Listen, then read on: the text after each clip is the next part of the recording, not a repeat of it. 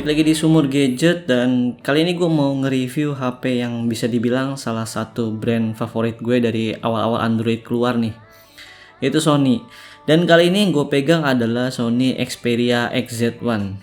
Kenapa gue bilang gue suka banget sama brand Sony adalah karena karakter desain dari Sony yang menurut gue kuat banget dan anti mainstream. Lo bisa lihat di sini desainnya tuh kotak banget. Emang sih sudut-sudutnya kerasa agak tajam, tapi secara keseluruhan desain dari Xperia XZ1 ini elegan banget. Bahan yang digunakan Xperia XZ1 ini adalah full aluminium, dan untuk fingerprintnya masih nyatu di tombol power, jadinya makin menurut gua lebih mudah sih. Dan dia masih ada LED notifikasi, untuk port chargingnya udah pakai Type-C, dan masih ada jack audio 3,5 mili.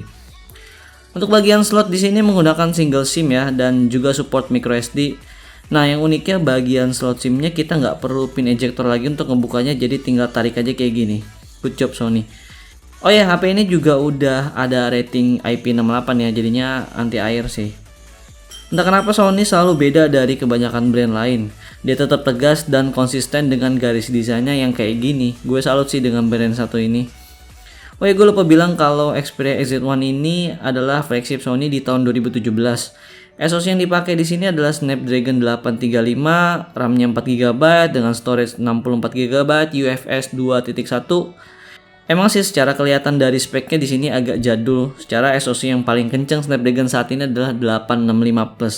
Tapi yang gue rasain ketika pakai HP ini buat multitasking lancar-lancar aja kok. Dan gue nggak ngerasain adanya lag atau lemot lah. Masih enak buat lu pakai untuk daily use. Untuk skor Antutunya sendiri gue dapet di 217 ribuan, dan ketika gue pakai untuk main game kekinian kayak CODM, gue masih bisa dapet settingan di high dan frame rate di max.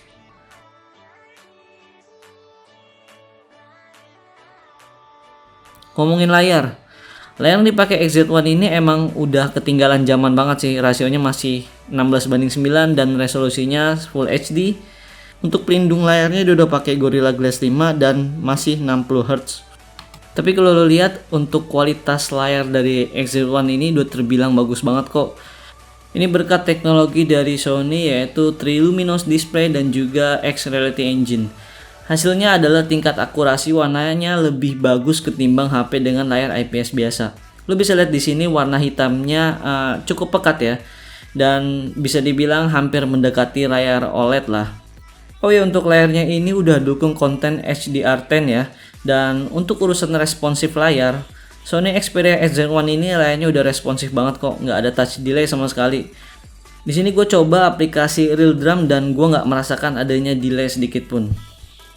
Fitur selanjutnya di HP ini udah ada NFC, fast charging 18 watt, dan juga udah pakai dual stereo speaker.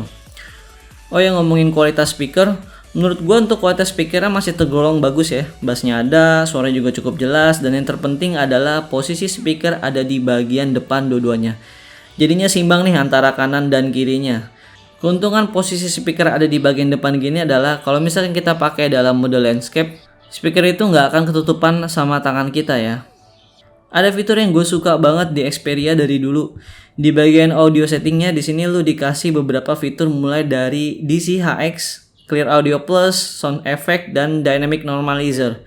Nah, kalau lu buka bagian Sound Effect, lu akan nemu tab Equalizer, dan di situ selain lu bisa atur-atur equalizer yang lu mau, lu bisa juga setting di bagian clear bassnya. Ini fitur berguna banget buat lu yang tipikal basshead kayak gue, dan gue rasa nggak banyak brand smartphone yang mikirin untuk kualitas audio sampai segini detailnya sih. Sekarang kita masuk ke bagian kameranya. Untuk kamera di sini masih single kamera ya. Untuk resolusinya 19 megapiksel di f2.0 dengan sensor Sony IMX400 dan belum ada OIS-nya. Untuk kamera selfie-nya di sini 13 megapiksel dengan front facing autofocus. Bisa lihat sendiri hasilnya kayak gini.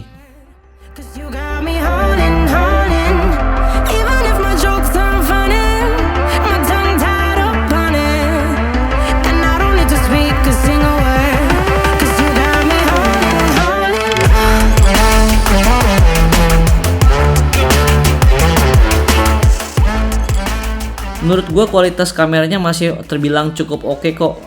Hasil fotonya natural dan masih oke buat di post di sosial media. Untuk kualitas videonya menurut gue masih cukup bagus dan stabil ya. Untuk kamera depannya juga stabil banget ketika lo pakai sambil jalan dan kualitasnya masih bagus banget kok. Asalkan cahayanya cukup. Intinya bisa lo pakai untuk vlog lah. Sekarang kita masuk ke bagian baterai. Untuk Xperia XZ1 ini baterainya cuma 2700 mAh. Nah, kira-kira cukup nggak sih untuk dipakai seharian? Untuk pemakaian gue yang nggak main game, cuman buka sosmed dan dipakai untuk dengerin musik, gue bisa cuman sekali cas dalam sehari sih. Tapi ketika misalkan gue pakai untuk main game, ya sehari gue bisa ngecas 2 kali lah. Intinya yang kurang dari HP ini adalah baterainya yang terbilang emang cukup kecil sih di tahun 2020. Nah, dari awal kan gue udah ngebahas mulai dari desain sampai ke fiturnya. Sebenarnya HP ini belinya di mana sih? Jadi sebenarnya Xperia XZ1 ini gue beli second di marketplace. Ini adalah HP bekas provider Jepang dan unit yang gue pegang ini adalah bekas provider AU. Ada juga yang dari provider SoftBank dan juga Docomo. Nanti lo bisa cari-cari dah yang mana yang lebih lo suka. Tapi karena menurut gue sih agak sama aja ya. Untuk harga sih udah terbilang cukup murah ya. Lo bisa dapat mulai dari harga 1,3 juta sampai 1,6 juta. Tergantung tingkat kemulusan dan juga fungsinya ya. Jadi saran gue kalau misalkan lu mau beli ini HP, yang mesti lu tanya ke sellernya adalah pastikan kondisinya yang pertama adalah mulus. Nggak ada white spot di layar dan juga NFC-nya lancar dan kalau bisa pressure-nya masih up. Kenapa gue bilang pressure-nya harus up? Karena untuk mastiin bahwa unit yang lu beli itu masih tahan air. Dan yang pastinya unit itu belum pernah dibongkar sebelumnya. Dan satu lagi ketika lu beli HP ini sadarkan bahwa lu beli HP BM, jadi nggak ada garansi dan lain-lain. Lagi pula service center Sony Mobile juga udah nggak ada di Indonesia. Jadi kesimpulannya gimana nih? Worth it nggak nih untuk dibeli? Menurut gua ini HP masih worth it banget kok buat lu beli di tahun 2020 karena SoC-nya juga masih ngebut, desain elegan ala Sony, support NFC, udah dual stereo speaker, fitur audionya yang bagus. Intinya semua fitur yang lu bagus-bagus dari Sony ada di sini semua kok. Karena ini emang HP flagshipnya Sony.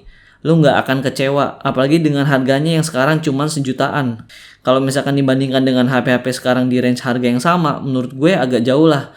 Flagship tetap flagship sih, nggak bisa disamakan dengan HP mid-range. Sayangnya aja sekarang Sony udah nggak jualan resmi di Indonesia ya. Padahal sebenarnya fanboy dari Sony itu banyak banget loh, termasuk gue mungkin ya. Oke, segitu aja dulu review dari Sony Xperia XZ1 ini. Semoga jadi referensi buat lu yang lagi nyari ini HP. Jangan lupa subscribe, like, dan juga share-nya ya. Bye.